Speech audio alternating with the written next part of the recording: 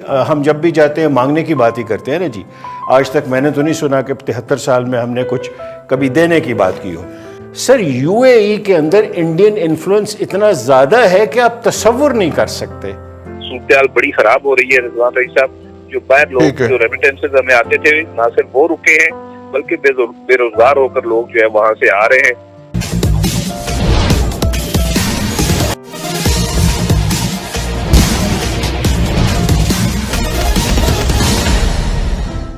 हमने पाकिस्तान के एक टीवी चैनल पर चल रहे परिचर्या का एक अंश सुना। इसमें पाकिस्तान के प्रधानमंत्री के विशेष सहायक जुल्फी बुखारी की यूएई की यात्रा के बारे में चर्चा की जा रही है। आपको यह बताते चलें कि जुल्फी बुखारी भी उन 7 प्रधानमंत्री के विशेष सहायकों में से एक हैं जिनकी दोहरी नागरिकता है। वर्तमान में यूके के नागरिक हैं। दोहरी नागरिकता के मुद्दे पर पाकिस्तान की राजनीति में अभी भूचाल आया हुआ है। यूएई जाकर इनका मकसद यूएई को पाकिस्तान के पक्ष में खुलकर समर्थन देने के लिए तैयार करना था, परंतु यूएई से भारत के इतने गहरे और पुराने ताल्लुकात हैं कि वहां के शीर्ष अधिकारियों ने बात करना तो दूर, मिलने का भी वक्त नहीं दिया। आइए चर्चा में आगे सुनते हैं। पाकिस्तान के जो वज़ीर आज़म हैं उनके मामले ख़ुसूसी सैयद जुल्फ़ी बुखारी साहब जो हैं वो मुत्तहिदा अरब अमारात के दौरे पे पहुँचे हैं। यार ऑन रिकॉर्ड आ चुका है ये बंदा कि चाइना में इसको मीटिंग से उठा दिया गया था। ठीक है, हमने कितना कब इज्जत करवाना है इस मुल्क को कि एक जो नापसंदीदा आदमी था यूए की सऊदी अरब से अलग उसकी हमें शिकायत आई, चाइना से अलग आई, बल्कि चाइनीज़ ने तो लगी लिपटी रखे बगैर उसको मीटिंग से ही बाहर निकाल दिया, उसको हमने अब यूएई भिजवा दिया। यार ये किन की हुकूमत है इस मुल्क पे? ये जो है यही वजह है कि यूएई ने हमें बड़े आराम से सफ़ेद झंडी करवाई है। उन्होंने कहा जी जब होगा, जब देग पक जाएगी तो फिर आके ले जाइएगा, फिलहाल तो देग पकड़ रही है नहीं। हम गए थे कि जी 4 बंदे अब कोरोना के बाद खुलने लगे हैं तो वो 4 बंदे हमारे ले लें, कम से कम एजेंडा यही किया गया, लेकिन उसके हवाले से कोई पॉजिटिव रिस्पॉन्स नहीं आया। डिसीशन जो है कहीं जाने का ये प्राइम मिनिस्टर साहब करते हैं या फॉरेन ऑफिस करता है उनकी रहनुमाई के अंदर। अब जब हम किसी बंदे को बाहर भेजते हैं तो एडवाइज़र का बाहर जाना कोई गैर मामूली बात नहीं है। तो ये एज सच कोई बहुत ज़्यादा ऐसी ट्रेडिशन नहीं है कि जिसको आप कह सकें कि ये बिल्कुल हमने एक गलत काम किया है। ये एक रूटीन की बात है। पहली बात तो मैं ये अर्ज करूंगा, हमारे फनास के भी तो एडवाइजर ही हैं जो सारे मामला गवर्नमेंट तो एडवाइजर्स ही चला रहे हैं ना जी। इस वक्त बदकिस्मती तो यही है कि इलेक्टेड बंदे पीछे हैं, एडवाइजर्स हमारे माशाल्लाह बहुत आगे हैं और वो बहुत लाइक लोग हैं। तो इन्हें डेफिनेटली जो जिस गवर्नमेंट में ये इन्होंने जाके अपना केस प्रेजेंट किया है, डेफिनेटली बात की होगी। हम जब भी जाते हैं मांगने की बात ही करते हैं ना जी। आज तक मैंने तो नहीं सुना कि 73 साल में हमने कुछ कभी देने की बात की हो। हमदम में दरीना शायद मुस्कुरा रहे हैं इस बात पे, लेकिन हमने क्या कहा होगा कि जो हमारे बंदे ले लें, हमारी गुर्बत बहुत है, हम बड़े अच्छे लोग हैं, हम मुसलमान हैं, आप भी मुसलमान हैं। तो अब ये कहानियां जो है ना जी वो पूरी दुनिया हमारी सुनती नहीं है। हम अपने ड्राइंग रूम के अपने मुल्क के अंदर रह के बड़ी बड़ी बातें करते हैं, लेकिन जब हम बाहर जाते हैं तो इतनी तल्ख हकीकतें हैं कि हम वापस आके उनका जिक्र तक नहीं करते।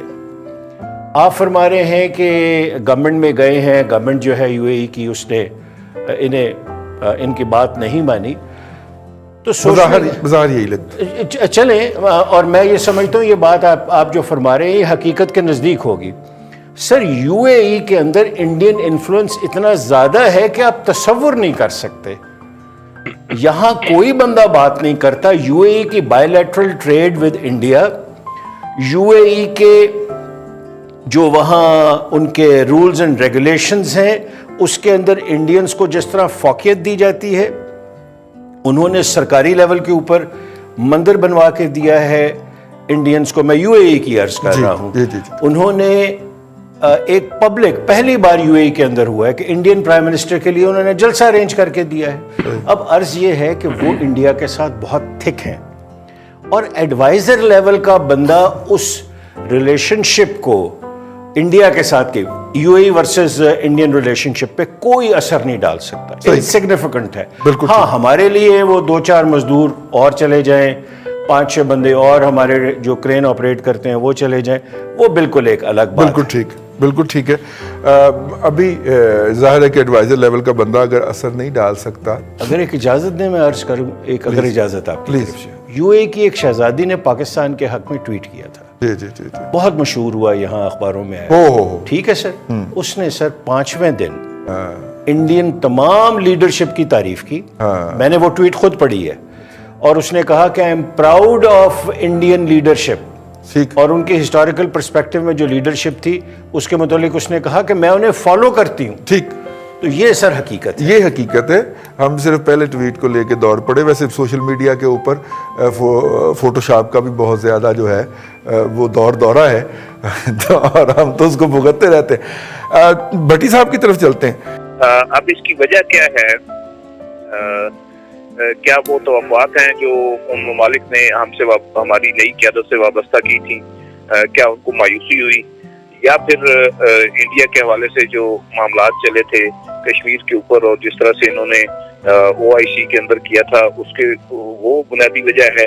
रीजन की इस वक्त जो इंडिया चाइना टेंशन है, पाकिस्तान के LOC के ऊपर जो भारत कर रहा है, ये सारे मामलात जो है जुड़े हुए हैं।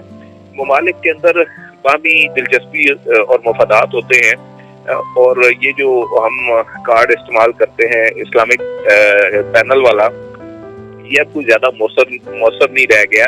यूएई के अंदर जहाँ तक जुल्फी बुखारी के जाने का ताल्लुक है, ये दोनों ममालिक के ताल्लुकात के अंदर कोई इतना बड़ी तब्दीली नहीं ला सकता। या जिस तरह से पाकिस्तानी वापस कंपनियां उनको निकाल रही हैं और वापस आ रहे हैं, इसके ऊपर वो बातचीत जरूर कर सकते हैं। सूरत बड़ी खराब हो रही है रिजवान रईस साहब। जो बाहर लोग जो रेमिटेंसेस हमें आते थे, ना सिर्फ वो रुके हैं बल्कि बेरोजगार होकर लोग जो है वहां से आ रहे हैं। बात यह है जी कि जुल्फी बुखारी साहब का आप कह रहे हैं, देखें जी वो जो चूरन बेचने गए थे वो उस मिकदार में नहीं बिका जिस मिकदार में वो लेकर गए थे। कोई नहीं, उनके उतने पेट में दर्द नहीं था यूएई वालों के ना, इसलिए कम बिक गया। एक बात चौधरी रईस साहब ने कही है जी कि बॉल इमरान खान की कोर्ट में है, बिल्कुल दुरुस्त कहा उन्होंने। मैं इनसे 100% नहीं बल्कि कई लाख फीसद एग्री करता हूँ, लेकिन इमरान खान उस कोर्ट में नहीं है। कोर्ट में कोई और बंदा है। अच्छा। खान साहब बहुत दूर हैं, बल्कि वो रश में कहीं फंसे हुए हैं। पता नहीं वो अंडरपास बनेगा कभी, शायद उसके नीचे से आएंगे, या ऑरेंज ट्रेन चलेगी तो उस पर बैठ के आएंगे, लेकिन पता कोई नहीं है। BRT का रूट भी चल रहा है। अब मसला ये जी कि जो आप ये देखिए कि जो सर्विसेज भारत यूएई वालों को दे सकता है वो हम लोग नहीं दे सकते। हमारे बहुत दूर दूर तक हम वो काम नहीं कर सकते।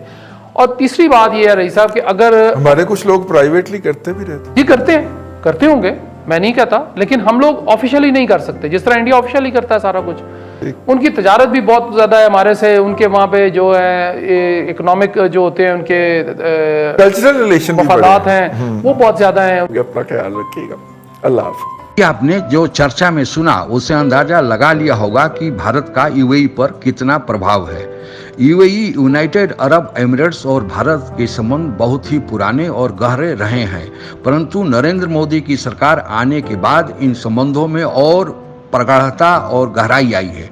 1981 में तत्कालीन प्रधानमंत्री इंदिरा गांधी के यूएई के दौरा के 34 साल बाद प्रधानमंत्री मोदी ने 2015 में यूएई की यात्रा की। उसके बाद वहां के क्राउन प्रिंस 2 बार भारत आ चुके हैं। भारत का सऊदी अरबिया और यूएई के साथ इन दिनों ताल्लुकात अपने सबसे उच्चतम स्तर पर हैं। आज की तारीख में दोनों देश क्रमशः तीसरे तथा चौथे बड़े ट्रेड पार्टनर भारत के साथ हैं। पाकिस्तान के प्रधानमंत्री के विशेष सहायक जुल्फी बुखारी का यूएई को यात्रा अनायास नहीं थी। जब पाकिस्तान ने देखा कि भारत के एक पुराने दोस्त ईरान के साथ चीन दोस्ती का हाथ बढ़ा रहा है, तो इसी फार्मूला को पाकिस्तान भी यूएई के साथ आजमाया। इससे पाकिस्तान के 2 फायदे थे, एक तो यूएई को भारत से दूर करना तथा दूसरे यूएई से आर्थिक सहायता प्राप्त करना। जैसा कि चर्चा में कहा गया है कि यूएई और सऊदी अरबिया पूर्व में भी पाकिस्तान को समय समय पर आर्थिक सहायता प्रदान करते रहे हैं, परंतु यहाँ पर पाकिस्तान को मौखिक खानी पड़ी और यूएई की सरकार ने पाकिस्तान को कोई भी आश्वासन नहीं दिया। पाकिस्तान अगर अपनी अलगाववादियों को समर्थन देने की नीति बंद कर दे तो उसे कहीं जाने की आवश्यकता नहीं है, उसकी सारी जरूरत भारत ही पूरा कर सकता है।